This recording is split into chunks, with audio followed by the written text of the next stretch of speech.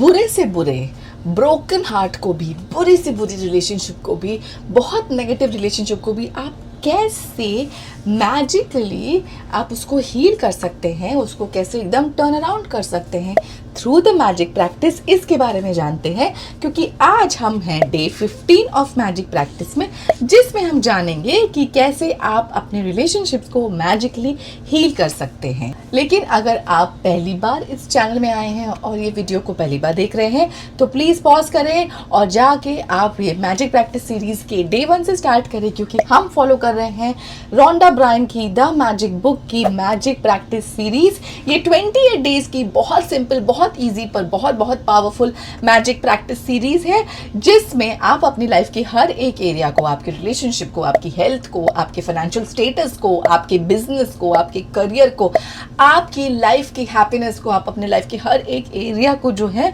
वो आप उसको मैजिकली पॉजिटिव बना रहे हैं, हैप्पी बना रहे हैं, अपने सपनों को पूरा कर रहे हैं थ्रू दिस सिंपल 28 डेज की magic practice series by Rhonda Byrne. तो आप जाके वो प्रैक्टिस को डे 1 से देखें, उसको छोटे छोटे स्टेप्स को फॉलो करें और फिर आप आए इस डे 15 में, जहां हम सीखेंगे कैसे हम कितनी बुरी से बुरी, नेगेटिव से नेगेटिव रिलेशनशिप को कैसे हील कर सकते हैं, कैसे उसको मैजिकल बना सकते हैं। बट बिफोर दैट, हेलो, नमस्ते, this is Priyanka Abhijit and welcome to 360 degrees happiness, जहां लाइफ के हर एक area, relationship, health, wealth, business, finance, आपके लग्जरीज ऑफ लाइफ में आप कैसे राइज और शाइन कर सकते हैं by using the power of law of attraction and power of subconscious mind. हम इसके बारे में बात करते हैं इस चैनल में। और अगर आपने अब तक सब्सक्राइब नहीं किया है तो अभी सब्सक्राइब करें और वो बेल आइकन पे जरूर क्लिक करें, so that her new video का रिलीज जो हर ट्यूसडेज, थर्सडेज और सैटरडेज को होता है, आपको इंस्टेंट उसका नोटिफिकेशन मिल जाए और आपका कोई भी वीडियो मिस नहीं हो।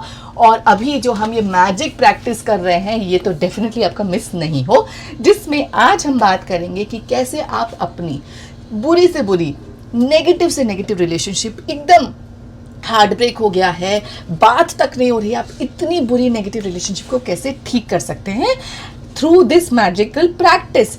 आपकी वो रिलेशनशिप कोई भी हो सकती है, हो सकता है वो हस्बैंड वाइफ की हो, बॉयफ्रेंड गर्लफ्रेंड की हो, या फिर वो शायद आपके बॉस के साथ हो, या कोई आपके बहुत अच्छे बेस्ट फ्रेंड के साथ हो जिसके साथ अब आपकी नहीं बन रही है, या आपका कोई बहुत ही ज़्यादा नेगेटिव सा, डिफिकल्ट सा कस्टमर हो सकता है, आपकी मदर इन लॉ हो सकती है, आपके फादर, ये कोई भी रिलेशनशिप हो सकती है, उस पर आप ये मैजिक प्रैक्टिस कर सकते हैं और आप इसको मैजिकली टर्न अराउंड कर सकते हैं through this very very easy practice. Last तक जरूर देखिए।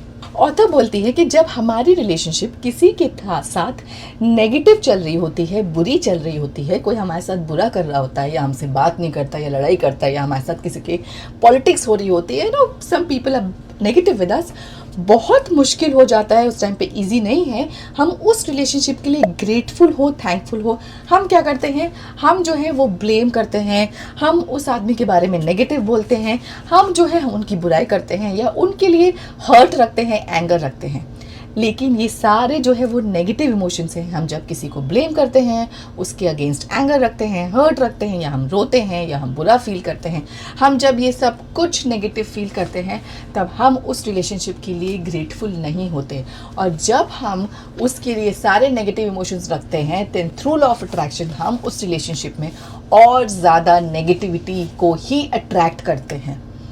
हमको रिवर्स करना है, हमको वो रिलेशनशिप के लिए ग्रेटफुल होना है, उस इंसान के लिए थैंकफुल होना है, बिकॉज हम जब वो थैंकफुल का, हैप्पीनेस का, ग्रेटफुलनेस का सिग्नल भेजेंगे यूनिवर्स को, यूनिवर्स हमारे उस रिलेशनशिप को और ज़्यादा पॉजिटिव बनाएगा, ताकि हमें और ज़्यादा रीजंस मिले ग्रेटफुल होने के। यही है लॉ ऑफ अट्रैक्शन का प्रिंसिपल।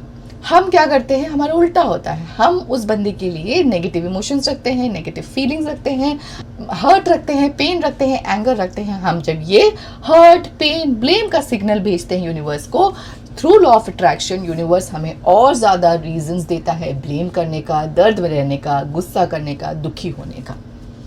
तो आसान नहीं है, लेकिन हमें क्या करना है, हमें उस रिलेशनशिप के लिए ग्रेटफुल होना है, उस इंसान में वो क्वालिटीज़ ढूंढनी है जिसके लिए हम ग्रेटफुल हैं। कभी कभी ऐसा होता है कि आपको लगता है कुछ भी ऐसा नहीं है उसमें जिसके लिए हम ग्रेटफुल हैं, तो आपको थोड़ा सा इसमें ना अपना टाइम स्पेंड करना पड़ेगा। कुछ चीज़ें जो आप चाहते हैं जो उस रिलेशनशिप में नहीं है, आप उसको एडवांस में लिख सकते हैं कि मैं ग्रेटफुल हूँ क्योंकि मेरे बॉस के साथ मेरा रिलेशनशिप बहुत अच्छा है ऑलरेडी। आप वो रिवर्स को लिख रहे हैं, उसके लिए ग्रेटफुल हो रहे हैं और आप उस रिवर्स सिचुएशन को अपनी लाइफ में अट्रैक्ट कर रहे हैं। तो ऑथर बोलती है कितनी भी बुरी रिलेशनशिप हो, आपको वो आदमी नहीं चाहिए उस रिलेशनशिप को ठीक करने के लिए। आप इस मैजिक प्रैक्टिस से ही वो रिलेशनशिप ठीक कर सकते हैं। कोई कितना भी नेगेटिव हो, कितना भी बुरा हो, किसी ने आपके साथ कितना भी बुरा किया हो, हर एक रिलेशनशिप में कुछ ना कुछ गोल्ड होता है।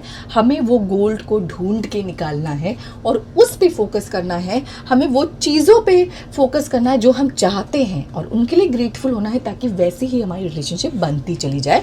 यहाँ पे ऑथर ने एग्जाम्पल दिया है इस एक्टिविटी को करने के लिए, जो उन्होंने की है कि आप जो है उस पर्सन का नाम लिखें जिसके साथ आप अपनी रिलेशनशिप को हील करना चाहते हैं। फिर आप लिखिए the name I am grateful for and आप उसका रीज़न लिखें। ठीक है, जैसे ऑथर ने एग्जाम्पल दिया है ना, बहुत हमें कभी कभी मुश्किल होता है, इस बंदे के साथ तो बिल्कुल नहीं पड़ती, they have been so nasty with me, मैं किस चीज़ के लिए उसको ग्रेटफुल हूँ। तो यहाँ ऑथर ने अपने एक्स हस्बैंड के लिए, जो जिसके साथ उनका डिवोर्स हो गया है, उस रिलेशनशिप को कैसे हील किया और उसमें कैसे उन्होंने एक्टिविटी की, उसके बारे में उन्होंने एग्जाम्पल दिया है। कि वो लिखती हैं कि वो अपने एक्स हस्बैंड, उन्होंने उसका नाम लिखा जिनका नाम पॉल है, कि I am grateful for a time together. Okay, मतलब जो भी हमारा अच्छा टाइम था, कब जब भी रिलेशनशिप अच्छी थी, मैं उसके लिए ग्रेटफुल हूँ। उस मैरिज में जो भी मैंने लेसन्स लर्न किए, अच्छे बुरे जो भी हुआ, उससे मैं आज और ज़्यादा वाइज हो गई। I am grateful for you, जो तुमने हर एक दिन कोशिश की इस रिलेशनशिप को वर्कआउट करने के लिए, जिसमें हमने 10 साल, माफ़ कीजिएगा, जिसमें हमने 10 साल दिए इस रिलेशनशिप को। I am grateful for you, उन्होंने अपने हस्बैंड का नाम लिखा है कि पॉल, जो भी आप ऐसे ही नाम लिख सकते हैं, जो भी जिनको आप रिलेशनशिप हील करना चाहते हैं। I am grateful for you, मैं आपको थैंकफुल हूँ क्योंकि, एंड देन रीज़न लिखें। तो ऑथर ने लिखा है कि मैं ग्रेटफुल हूँ क्योंकि आपके साथ मेरे बहुत अच्छे बच्चे हैं। मैं ग्रेटफुल हूँ क्योंकि मैंने बच्चों के साथ बहुत अच्छा टाइम स्पेंड किया, हम बच्चों को हम लोगों ने ग्रो होता हुआ देखा। अब मैं ग्रेटफुल हूँ क्योंकि आपने, जब मैं बीमार थी, आपने मेरा ख्याल रखा, आपने बच्चों का ख्याल रखा। मैं ग्रेटफुल हूँ क्योंकि आप बच्चों पे बहुत ज़्यादा अटेंशन पे करते हैं। हमारी रिलेशनशिप जो नेगेटिव हुई है, आप वो बच्चों पे नहीं, आपने उसका असर आने दिया है। तो सोचिए, ऑथर ने एग्जाम्पल दिया है कि उनके एक्स हस्बैंड, जिनके साथ उनका ब्रेकअप हो गया, उनका डिवोर्स हो गया, कैसे उन्होंने उस नेगेटिव रिलेशनशिप के लिए भी, उसको हील करने के लिए कैसे उन्होंने ये ग्रेटफुल स्टेटमेंट्स लिखे हैं। और स्टेटमेंट्स आपको कैसे लिखने हैं, आपको उस बंदे का नाम लिखना है जिसके साथ आपको अपनी रिलेशनशिप ठीक करनी है, name I am grateful for, और फिर आपको आगे जाके वो रिलेशनशिप का, उसका आपको रीज़न लिखना है। तो जब तक आप ये 10 चीज़ जब आप उस इंसान के बारे में लिख देंगे, towards the end of it आपको खुद अंदर से ना, आप एक बहुत ज़्यादा एक ग्रैटिट्यूड तो फील करेंगे, आप एक पीस फील करेंगे, एक पॉजिटिव फीलिंग फील करेंगे, इन डेप्थ आपको ग्रैटिट्यूड फील होगा, एक पॉजिटिविटी आएगी आपकी। उस इंसान के लिए कोई भी बुरी फीलिंग है वो चली जाएगी। और जब हमारी किसी भी इंसान के लिए बुरी फीलिंग चली जाती है, नेगेटिव इमोशन चले जाते हैं, हम वो नेगेटिव इमोशन का सिग्नल यूनिवर्स को भेजना बंद कर देते हैं। तो और जब हम उस रिलेशनशिप के लिए थैंकफुल हो जाते हैं और हम वो सिग्नल यूनिवर्स को भेजते हैं, then through law of attraction universe उस रिलेशनशिप को ज़्यादा अच्छा बनाता है। देखिए, आपको बस एक ये चीज़ याद रखनी है कि हम जैसे हैं, हम जैसा थॉट रखते हैं, थ्रू लॉ ऑफ अट्रैक्शन वही चीज़ और ज़्यादा बढ़ जाती है। तो अगर आपकी किसी के साथ रिलेशनशिप बुरी है और आप उसके लिए नेगेटिव इमोशंस रख रहे हैं, वो दर्द हो सकता है, पेन हो सकता है, एंगर हो सकता है, चीट वाली फीलिंग हो सकती है, रोना धोना आपका हो सकता है, आप वो सिग्नल भेजते हैं यूनिवर्स को, यूनिवर्स वही चीज़ और ज़्यादा बढ़ा देती है उस रिलेशनशिप में।